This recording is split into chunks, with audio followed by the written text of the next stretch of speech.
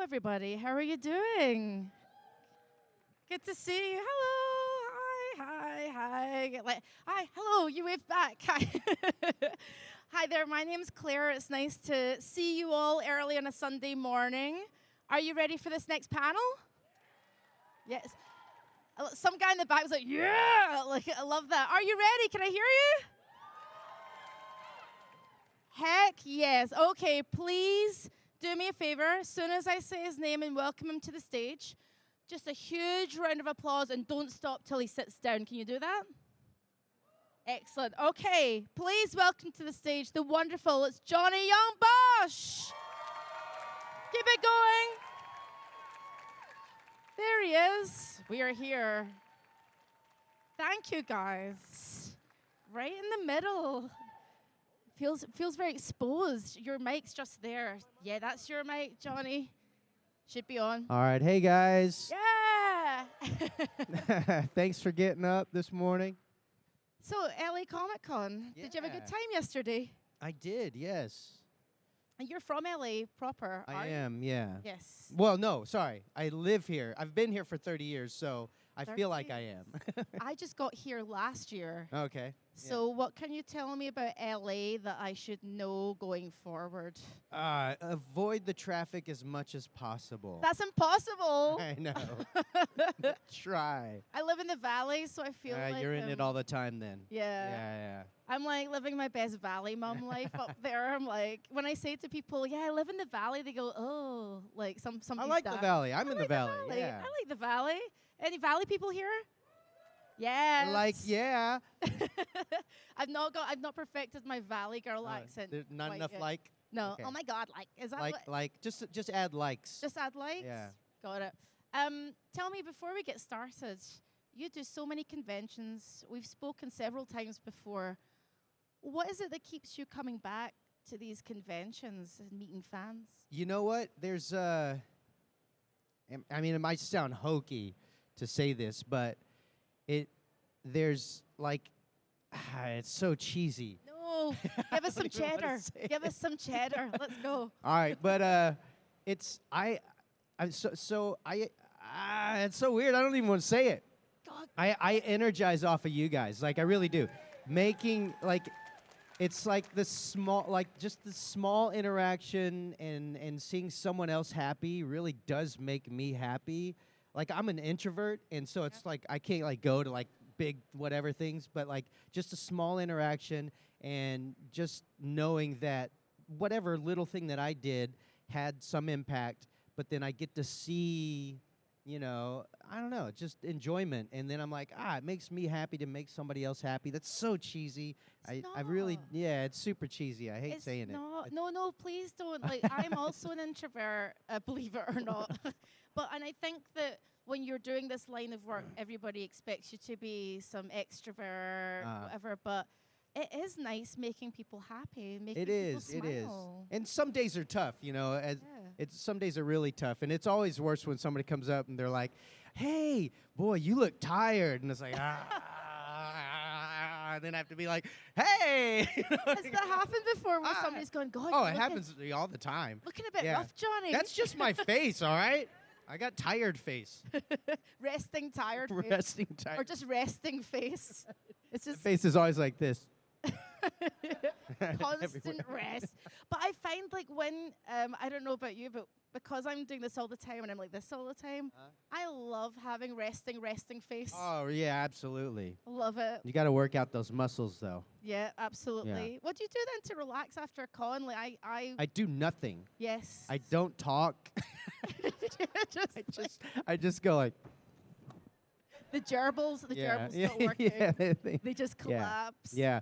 I think about all the things that I said wrong or something, you know, God, no. throughout the day. Like, why did I say that? Like the cheesy thing that I said. Now it's out there. It's a black hole you don't want to go down. I know. It's like looking at comments.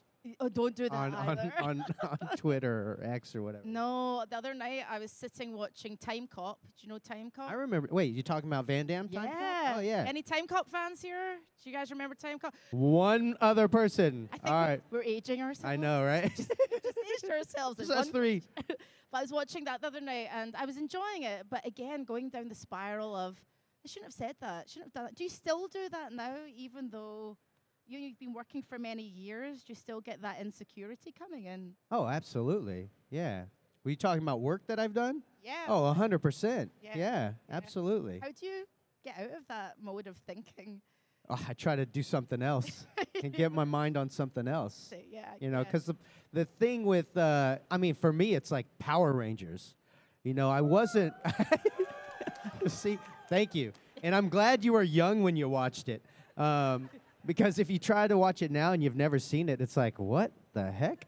You know, and I wasn't an actor. I mean, I was a martial artist. And so for me, it was like, I didn't know, like, really the process or anything. And it wasn't like we were given any time to figure that out or taught that. It was, we were just thrown in.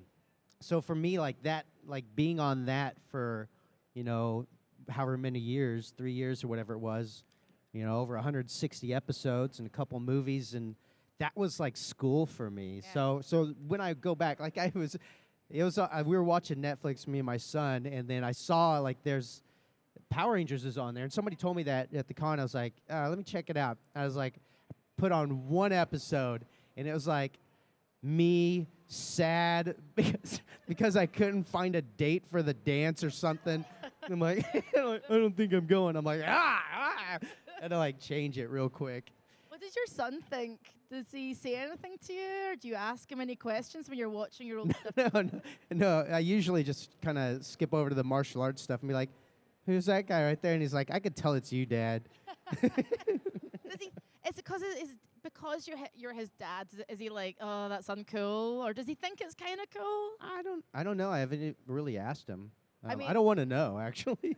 I think a dad asking their son if they're cool might garner the an answer you Yeah, don't want. exactly. I'm like, Hey, yeah, son, you're am I definitely cool? not cool. I'm going to ask a question that I ask people on my podcast.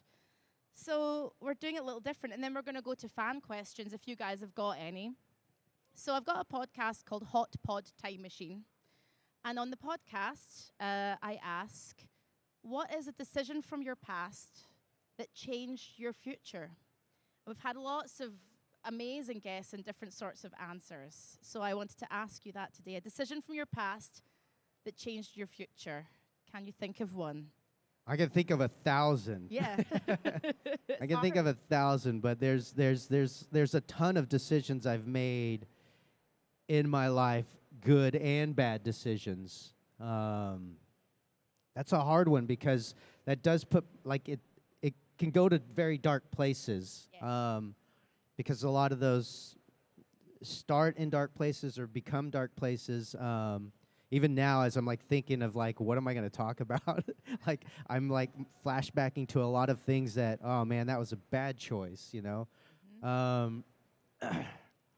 I think, I don't know. I really don't know where to go with this, but I guess since I mentioned like Power Rangers, maybe, you know, kind of, I think accepting who I am, and my ability, and realizing that wherever that is, like, and it happens multiple times in life, where you go, okay, this is as good as I am right now.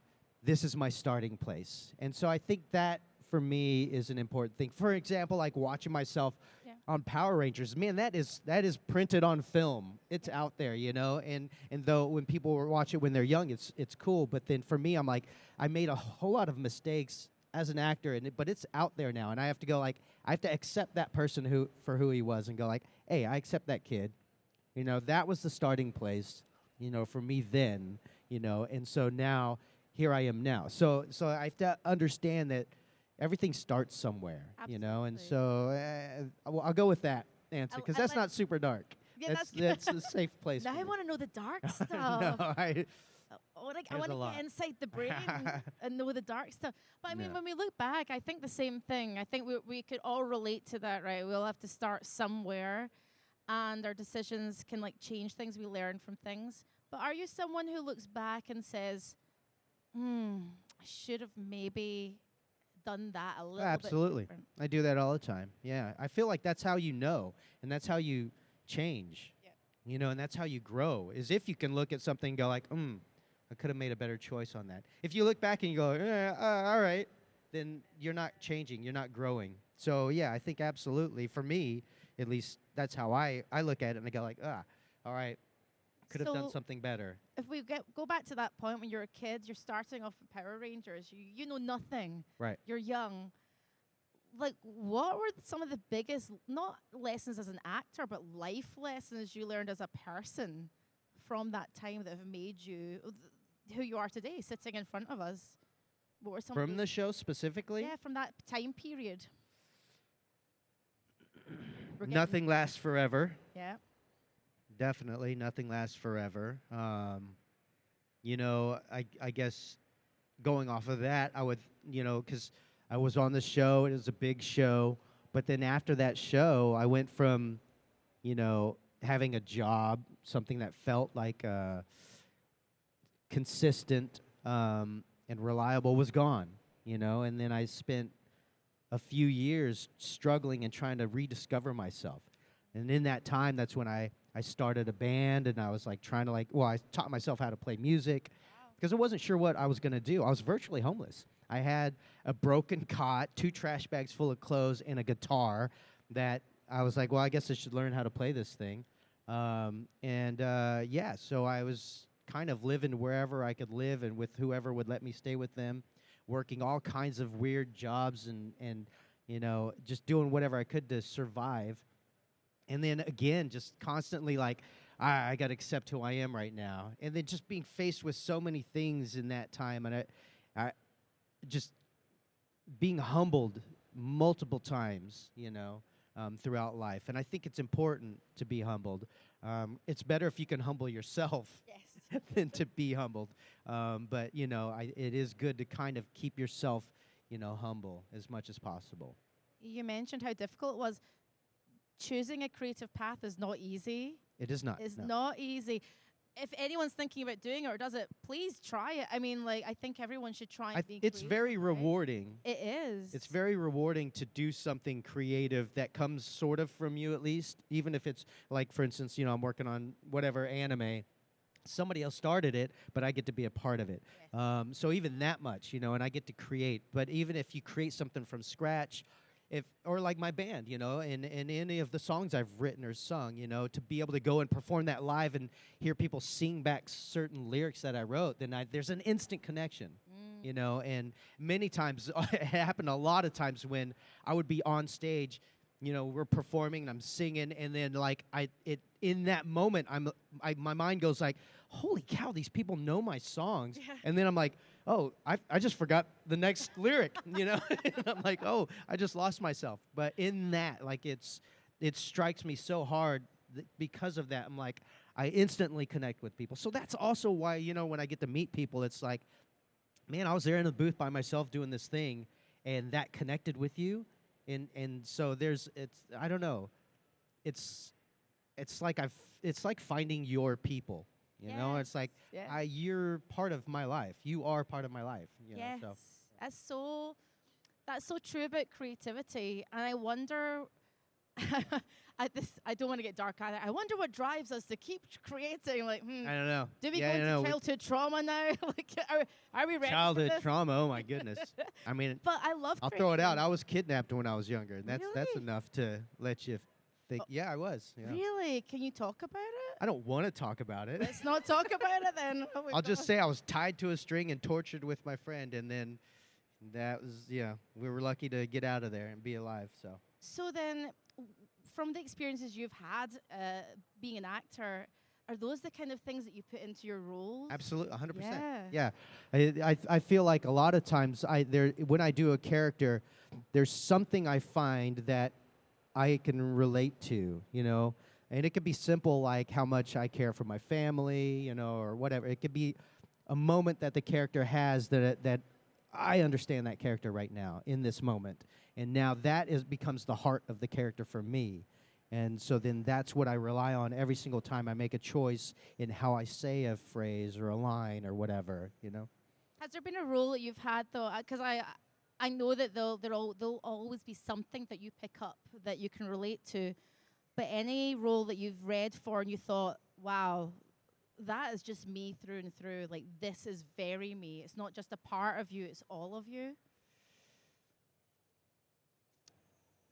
Not 100%. I mean, I've definitely poured myself into everything, but you know, I mean, if I'm fighting demons, you know, it's not, you know, it's not exactly the same. But you can find a way that kind of makes sense to you, because we do fight, I guess, demons in our own life, you know, and so I wouldn't say 100%. There's nothing that has been like, I mean, I've poured 100% of myself into something, but within the limitations of what that project is and what the mythos is and the lore is of that story, you know. There's never been anything where it's like, boy, that is my life, you know. That would be kind of but weird and freaky. It would be super weird. I don't think I'd be able to do it because I'd feel naked. Oh, really? Yeah, yeah. So It'd be too hard to get through it completely. Because there's moments when I'll work on something and then I feel like I am that person in that moment, but then it's hard to like, shake it off, you know. Interesting, because I have a lot of, most of my friends are actors or performers. I've always found the idea of acting strange to me because I'm playing something else. But then the more that I speak to actors, and I've done some classes now, I see that it's actually not. They're parts of you. I mean, I guess you can look at it either way. Yeah. I don't know what works a lot for other people, but for Yeah. me, I do have to find a way where I can go like, okay, I see myself as that person, you know, like one little bit, you know, it could be an innocence, you know, and then I pick that up from like maybe when I was younger, maybe being a naive kid or something, and I'm like, that's who this person is, that's who I was at one point, that's how I'm going to play this character, and then I'm going to ride this wave of the decisions that this character makes, and find wherever that takes me, my heart is still in this place. And so cathartic. Yeah, it's weird. It's Yeah. weird when you think about it. And when you talk about it, it's weird. But Yeah, no, when you're breaking it down, like, and I can't say that that's right, the right way of doing it. But that's just the way I do it. You know, I have to believe that I'm that character. Otherwise, I don't feel like they're gonna believe it. You know. No, I mean, I did some classes very stereotypically when I first came to LA just to try stuff. I just thought, why not? I don't have any grand ambitions to be an actor, but there was a monologue that I did at the end of like a 10, 15-week run. And I was angry. I was throwing things on the ground. I was in floods of tears in front of a small group of people. I didn't think I could be that, I guess, honest. And it felt like the best therapy I've ever had. It really does. A lot of things like that. Like you unlock things. Yes. You can definitely unlock things. And then it's always, this has happened to me a few times where like the scene is done, and then then I realize, I just did a scene. Oh, wait a minute, I'm acting. And then I recall where I'm at, and then I'm like, it's really quiet right now. You know, like everything's like, are people watching me right now? Then I start like, this is weird. Like I remember who I am. Yeah, it's like you're coming back into your body. Yeah, it's kind of strange, yeah. It's a strange feeling. I don't feel that. Well, no, sometimes when I'm playing music, I think I can feel like that when I'm playing guitar and I lose myself in whatever's happening. But I was thinking about when you said you were in a band earlier. Often we say, you know, the difficult second album, or as bands go on and musicians go on, they soften, they lose their edge. Would you say that it's different for acting, that you can maintain your edge as you get older? And how do you maintain that without softening? And it could go both ways. Yeah. And I think it can depend on the person and the place in their career. I think you could become complacent with your choices and comfortable with certain choices and go like, this worked before, you know? And so I can absolutely see that, you know? But then there's always something that can humble you or knock you back into like, okay, you got to take risks sometimes to reach different levels and new levels of that. So what's a risk for you now then? Because I know when you're in your 20s or 30s or whatever, like, you've got a different mindset. But now, what is challenging for you? As an actor? Yeah. You know, it's really, it's there's a lot of things now that I will take on because I'm scared to take it on. Right. Okay. And that could be many reasons why I'm scared to take it on. But there's like, I don't know. It's just no, and I don't want to point out any specific shows or anything, but yeah, there's certain risks, you know, and certain thing. Even shows that come back. It's like, should I come back to it? You know, should I do this thing again, or should I let it be what it was then? You know, because you know, I don't know. But it's like the risk, you know, and hoping that this can, I don't know, break or discover, I don't know, find myself in a different place or rediscover myself again or find a new me in that, you know? Yeah, because then why else are it's like with any creative endeavor, then why else are you doing it, you know, if not the kind of the challenge. You want it to still be fun also. Yeah, of course you do. You know? just want to be like, I hate this job, oh my God. You don't want it to be a job. Yeah, actually. Exactly. Yeah, you don't want it to be a job. Exactly. Right. And do you still feel that then about your work? You get into the booth, you do whatever you're doing, and you're like, yeah, man, I'm having fun. Yeah, a lot of times it's that way. Now, occasionally, though, I'll get, you know, cast to do some, I don't know, like, through my agent, like something, you know, and it might just be like a live action dub, and I'm some miscellaneous character in the background. And or multiple characters. Like I get cast as a character, which is cool and fun, but then it's like, oh, we need you to voice also 10 different characters in the background that are charging and dying or whatever. And then that, like when you do those things, then sometimes it becomes like a job. Yes. Because then you're like, okay, let me. It's like admin. Yeah. It's like all right, you know, yeah. This effort noise, that effort noise. Right. Speaking of effort noises, I'm fascinated by effort noises. I love when my friends tell me they've been doing effort noises all day, and I'm like, okay, cool. Like, what are your kind of toughest effort noise? Like things that really effort noises for me are the easiest things. Are to do. they? Yeah. Okay. Yeah. And it might stem from my martial arts experience, just being under the pressure of attacks or throwing attacks and defenses. So I know what those sounds sound like. I know what they feel like coming out of me. And so, like, for me, that is the easiest thing for me to do. And many times they'll just say, if they know who I am and they've cast me, a lot of times they're like, oh, well, just play the fight scene and he'll chase it. And then a lot of times I worked on this other thing, and it was a new project, a new group of people that I worked with. But after a couple episodes, they were like, just play it. He'll chase it. Because a lot of times they'll over-explain, like, okay, so he's going to jump and he's going to do a spin kick, and then he's going to do it. Well, let's watch it first, and then they try to explain it. I'm like, I usually tell them, you could just play it for me. Oh. And then so they can see, because as a martial artist, I can watch the fight. And I'm like, I can read it. And I'm like, okay, and I know that this guy's striking, so he's probably going to be in a defensive move. You know, is he breathing in? Is he breathing out? You know, if you're breathing out, it's easier for you to strike or defend. You know, if you're breathing in, you're not going to strike or defend. So it's like I can watch these things and spot them. That's good. You've got that inside knowledge because of the martial arts. It's like cheating. Yeah, it feels like cheating. It totally does. That because is like a cheat mode. Yeah, and I worked on this thing called Supa Ninjas, and I remember I played this character, and then I went in to do. Actually, I was in there. I was on time. Yeah. I'm sitting in the back room, and there's another actor in there, and they're going overtime, and I can hear them like going through fight stuff, and then like I can hear the director like. He sounded very frustrated and angry, and I was like, ooh, I was nervous, you know. I was like, boy, this guy maybe just doesn't like what he's getting. And so he brings me in. He's like, all right, have you ever done ADR before? And I was like, yeah, I've done a little bit. Yeah. And I had done a lot at this point.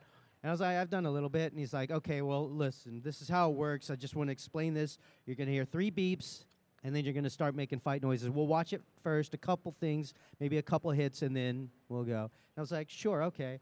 And then he plays like, you know, it's like, okay, so that's a punch. And he starts telling me, that's a punch. I'm like, yeah, I saw that. And I he's love like, how he's punch right. training. He's like, so you're going to do that punch there. Meanwhile, I'm the one that did the fight scene. So it's me on screen. And I'm like, well, I remember that, the fight, the choreo. So I was like, just play me the stuff. And he's like, it's a long scene. I'm like, yeah, I know. And so he plays me the whole scene. And he's like sighing heavily, like so mad and angry because I guess the last session. And so I was like, and he's like, we're just going to get the first couple reactions. And I was like, just play it through, and I'll chase it. And he's like, all right. And so he played through it, and I chased it, and he was like, wow, that you got it all. And then he was like, can we do that again? I was like, yeah, I'm gonna do it again. And so I did it again. He's like, you did even better that time. I was like, yeah, I felt like I'd color it up a little more. And then he's like, all right. And so we went through each scene that I was in, my character, and then we'd do my fight scenes right throughout. And it's super easy. It finished like so early, like very early, because again, that's like the easiest thing for me to do. And he's like, well, that's great. And I was like, all right, thanks. And I left. And then I watched the episode, and it has a lot of ninjas in it. Every ninja in that episode was my voice. They copy-pasted my reactions onto all the other ninjas. And I was like, what?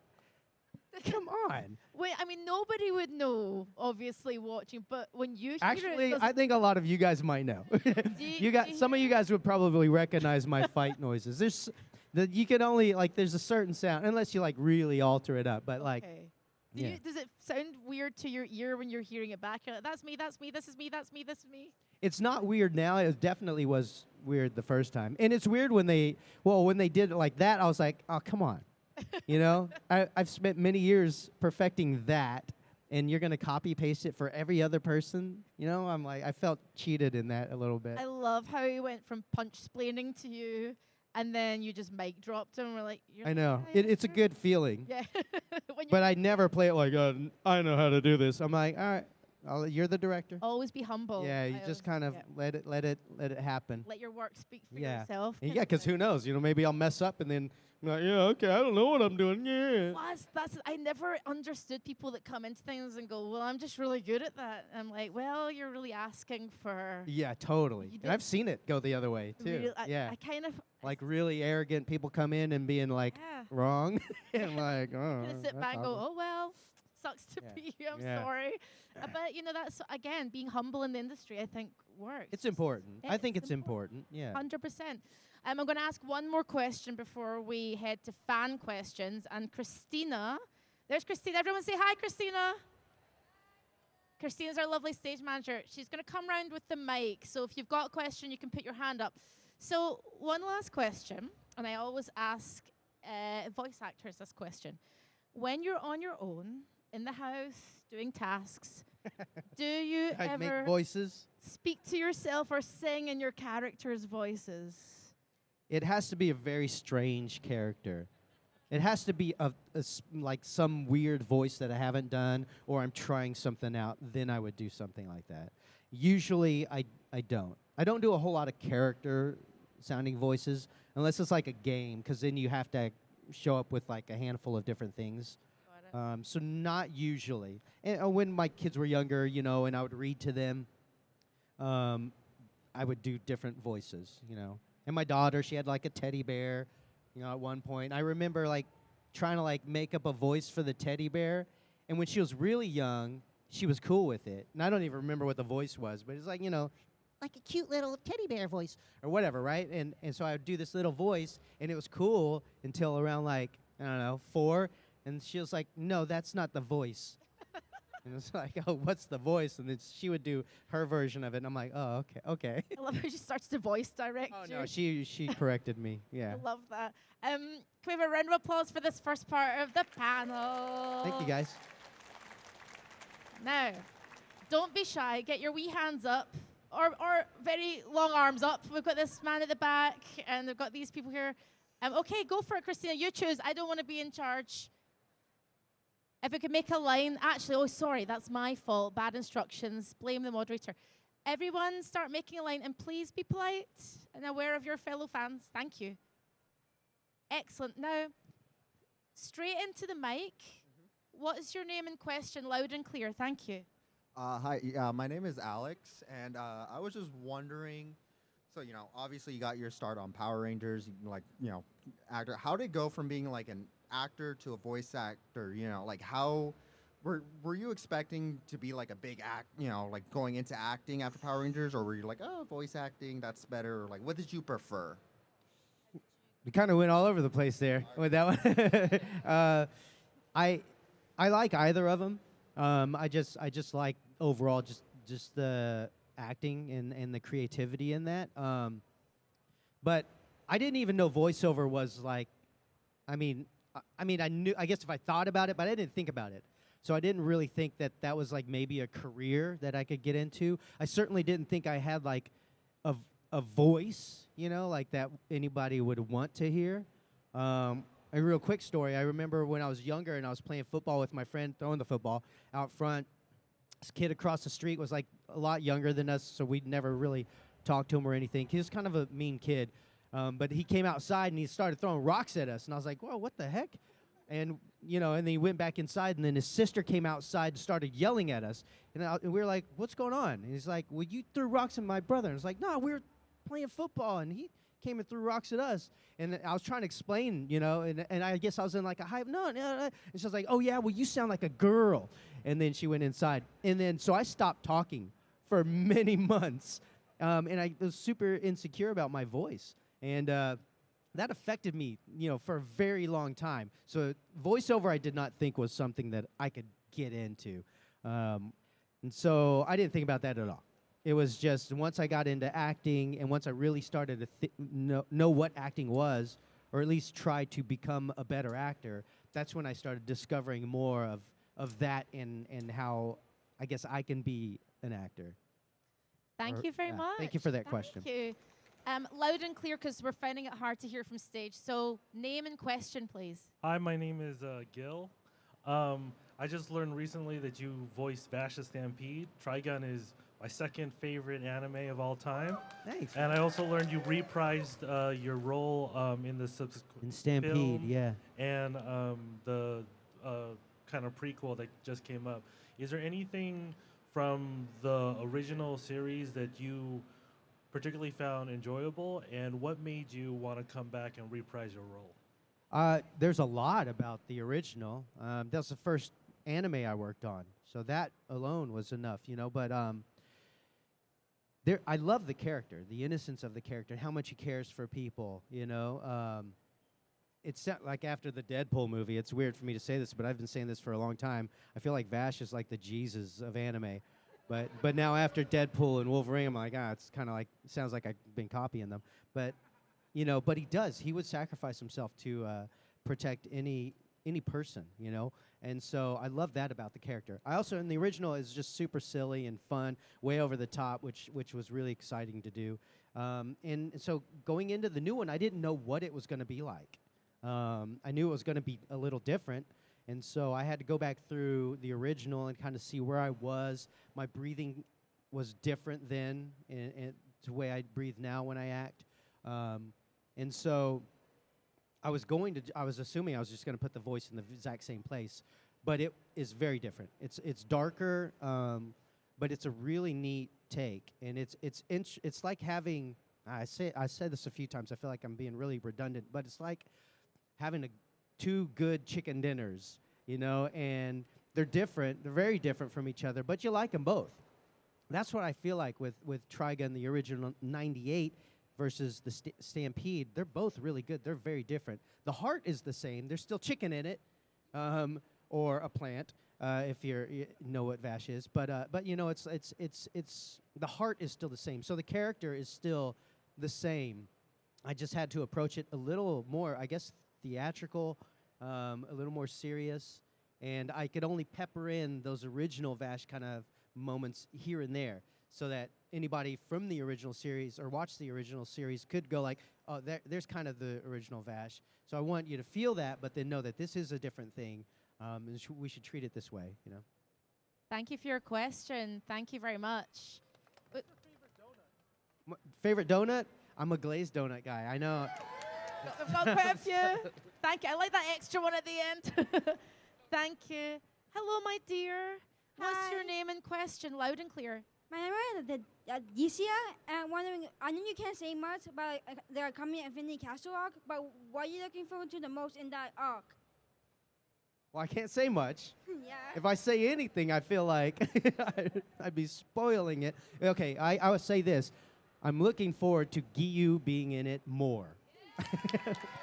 You know, I've missed Giyu in the series, and so I'm glad that we're finally getting to see him back in there a bit more, and so he gets, you know, it'd be fun.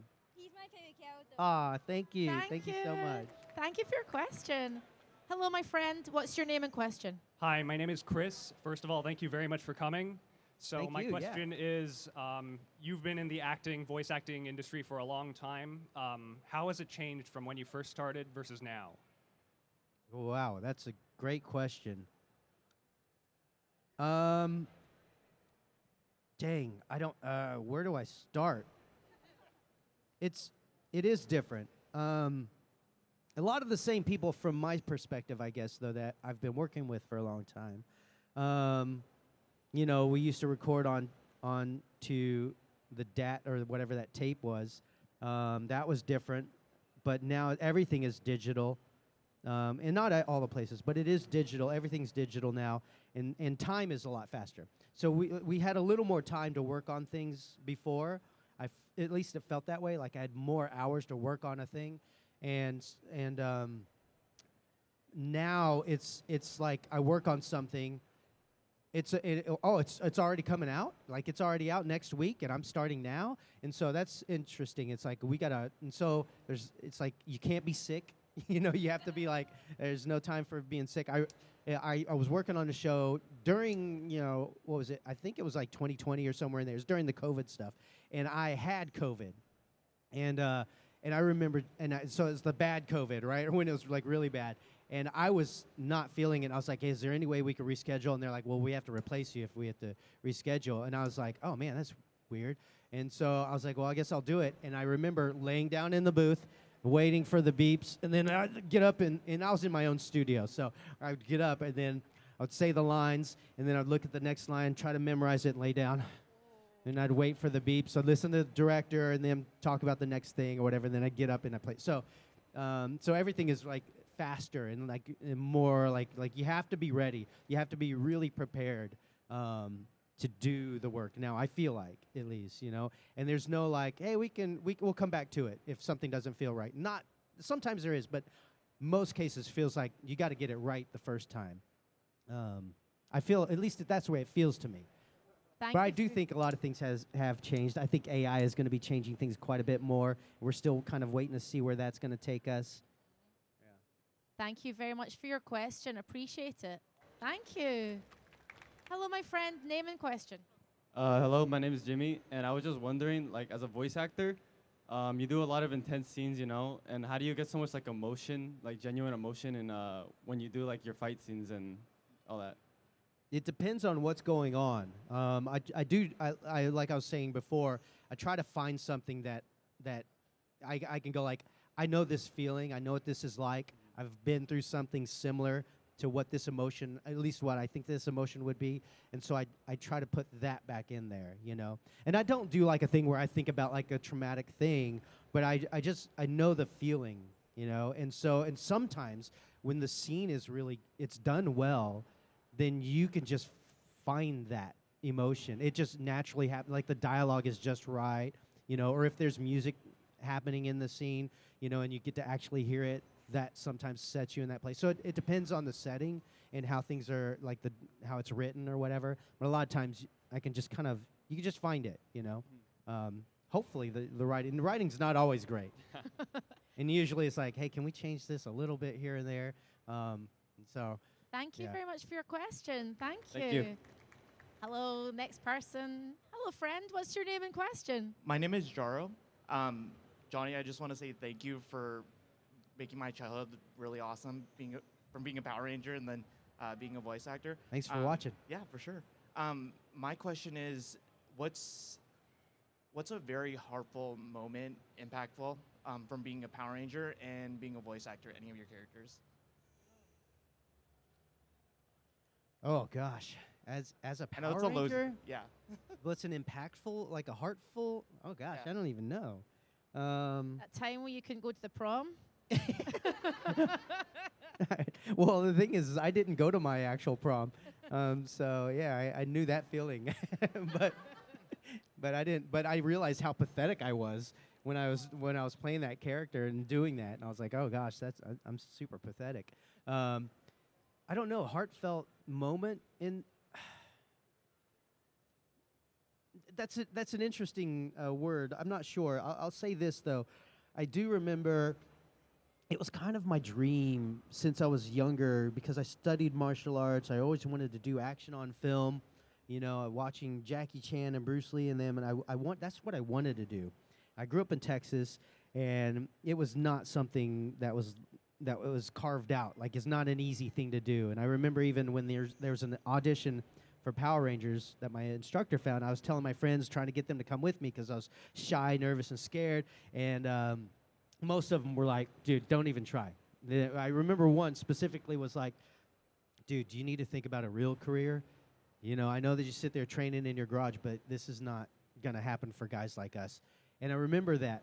And then I remember going to the audition and then callbacks and whatever. And then we were working so much in the first like week, 2 weeks that it didn't really register. But there was a moment when there's dew on the grass and the sun was coming up and they were setting up lights. I was trying to figure out how to rollerblade. And I'm standing there and I'm by myself. And then it hit me. I was like, holy cow, that thing that I always wanted to do, I'm doing it right now. You know, and then all this flood of all these people that were like, get a real career. There's no way that you're going to make it. Like, all those things were flooding back in. I'm like, that's not true. You know, and then that became like a new thing for me. Like, somebody's going to say something. There's going to be a voice. It could even be your own voice, your head voice. That's not always true. You know, and it's like, how passionate are you about this thing or achieving this thing, you know? And so you just kind of have to go for it and try. And I can go longer into that, but I know we don't have a lot of time, but I want to thank you for your question. Love that. Thank you. I got that feeling you were describing when I was driving down the highway. I just moved here last year, and I was like, F them. I made it. Right? I'm not living in a box under the freeway. It's okay. Life's okay. Right. It's That cool. can happen too, though. That can. Hello, my friend. What's your name and question? Hi, my name is Brenda. I am a huge fan of yours. Oh my god, I don't want to cry. I love Ichigo. I love Lelouch, Izaya, everybody. Like, thank you so much for coming back as Ichigo. I appreciate it like crazy. You make me incredibly happy. Yesterday I got a signature from you, and Thank I wanted to you. like cry like a little bee and stuff like that. So thank you for existing and for everything that you've done for us. We Thank appreciate you. it like so much. And my question is there any role that you wish you would have taken that you didn't take, and any role that you did take that you wish you didn't take? All right, well, I don't think about much of the roles that didn't come. You know, you can't think about that. You know, you kind of those, even if it's something I auditioned for, you know, you just got to let those things go. There have been roles that I've taken that I've been like, oh, I kind of wish I didn't. But they don't last that long usually, or that feeling doesn't last that long. You find a place where you're like, you got to own this. You know, this is now your thing that you need to make yours, basically. You know, it's like now it's in your space, and you got to take the negative, the good with the bad. And I mean, that might make it obvious what I'm talking about, but there's a few things like that.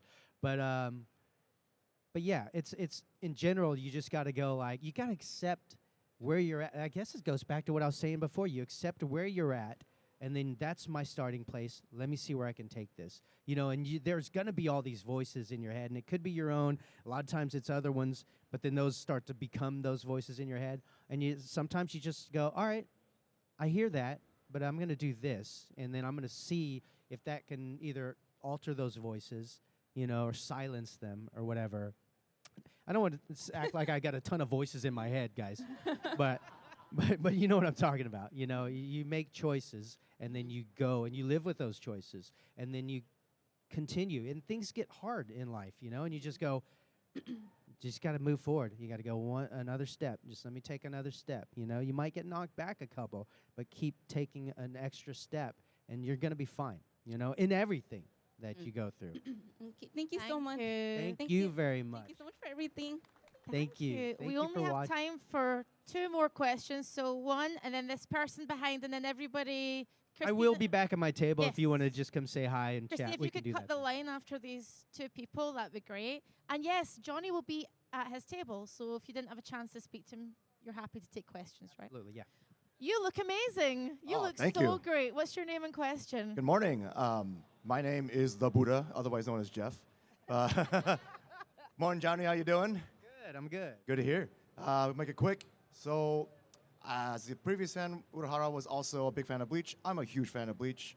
I saw the cool new sub episode last night for 1,000 Year Blood War. Freaking awesome. Quick question is, now that you're repeating your role as Ichigo, how did you feel about your, if you did it already, without breaking NDA, how was your performance for the new season coming up?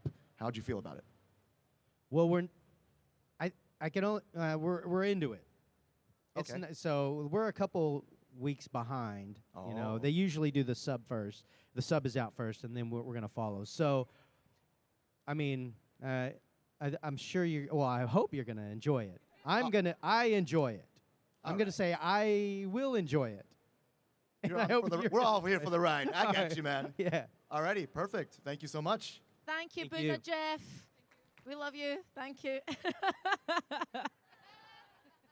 Love it. We got a Buddha selfie. It's a first. Hello there. What's your name and question? Last but not least. Hi, my name is Dean. My question's about Devil May Cry. You voice Nero in the games, but you're voicing Dante in the Netflix show. So I'm just curious on, like, was there anything in mind that you used when voicing Dante to, like, differentiate him from Nero? Oh, gosh. Okay, so this is interesting. So I did motion capture for Nero in Japan. So I got to really pour myself into that role, like physically as well. And I've said this before, but when I was reading the script originally as Nero, I remember going to the action director, Yuji Shimomura, and I was like, it feels like Dante, this entire script. As I'm speaking, I feel like I'm Dante, but like younger and naive. And I was kind of panicked because I didn't want to do it the same as like Ruben would do, since he was Dante. And we're both in it. And then I remember kind of like panicking, and I was like throwing a couple ideas at him, and he stopped me. He's like, Johnny, you are Nero. And then he walked away from me. And I was like, I don't know what that means. And so I was just like, well, I'm just going to make these choices, and within whatever limitations are in that script, you know? And that's what I did. I just leaned on myself and what I would do in these situations within that world. Now, with Dante in the DMC Netflix, I auditioned for an untitled show for a character named David. And then I booked the role and found out that I was Dante in DMC. And it was Adi Shankar, who I know and familiar with, who actually sent me the outline. I got to read the outline for that, and I remember thinking, wow, this is going to be really sweet for them to do. And I found out that he wrote the role for me to play Dante. So obviously I was conflicted in that, and I needed to talk to Ruben, needed to talk to Dan, and let them know. But again, this story is, I don't want to say it's different, but it's taking from all of it, not just the games. It's taking from the anime, it's taking from the manga, so it's like borrowing from everything. And the thing with the games is it's kind of disjointed, and whenever people talk about it, you got to be like, well, the timeline that I follow is this and that, right? And so it's like, this is going to, we have that. That's not being taken away from anyone. It's not like they're going to like stop the games completely. And if they ever do a DMC 6, I'm sure we're going to go back to where things were, hopefully. But this is going to give you a timeline that's one that everyone that's new and that is familiar with the series can actually follow. All my choices are from it is a younger Dante. As you can tell, he doesn't have the guns yet. You know, you can see hints and clues. And so every choice that I make is an honest choice for that character in that moment. Now, I didn't want to alter the voice very much because if you think about it, Nero is in the family, and even my son sounds like me when I was younger. So I think it's fine. I think once people see it in the space that it's in, you will understand. And if you've played the game and you're super familiar with Nero, which a lot of people are, because you spend hours on it, once you're in that timeline, you'll be able to accept it easier. I know whenever you go, because even me, I was like, how does that work? You know, do I change my voice? But the problem is if I change my voice and give it a different texture, like somebody was like, oh, look at him trying to like sound like Dante. No, I'm not. I'm just making honest choices from that character in this place and using my full range of motion. Because if I start limiting myself to a certain frequency range, then I'm limited.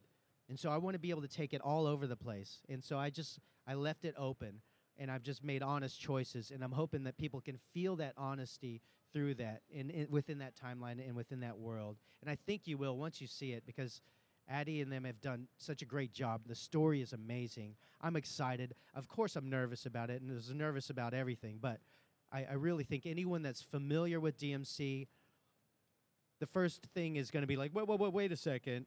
But once you're in there, you're going to love it. And I don't want to say a lot about it, and I don't want to pump it up too much, but when I read it the first time through, I was just blown away.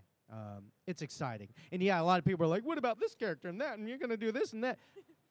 Trust me, you're going to be happy, because all of those things, yes, there at least be a nod to. And I'm also going to say this, which I'm probably not supposed to say. You're going to possibly hear some other people that you're familiar with at some point. So just stay tuned. Thank you for your question. A round of applause for the fan questions, please. Thank you. Thank you guys very much. I do want to say this, that I would not be here without you guys. I appreciate you so much. No, I love you. And we can love each other. But I do really appreciate you guys so much. Like, even the smallest thing, even if you just like one show, it makes me really happy. If you didn't get a chance to say something or ask something, you feel free to go wherever I am. I don't know where I'm at. Food trucks. I'm over near the food trucks. So on your way to the food trucks, you can come say hi. But thank you again. I do truly appreciate your being here and taking the time to sit here, even if it was just a rest for a little bit. Thanks, and thank Johnny. you for starting us off on something different that was really unique. And I appreciate you, and thank you Thanks, for Johnny. doing this. This Thank takes you. a lot. Yes, thank you. This is a very scary thing. Thank you, guys. It's Johnny.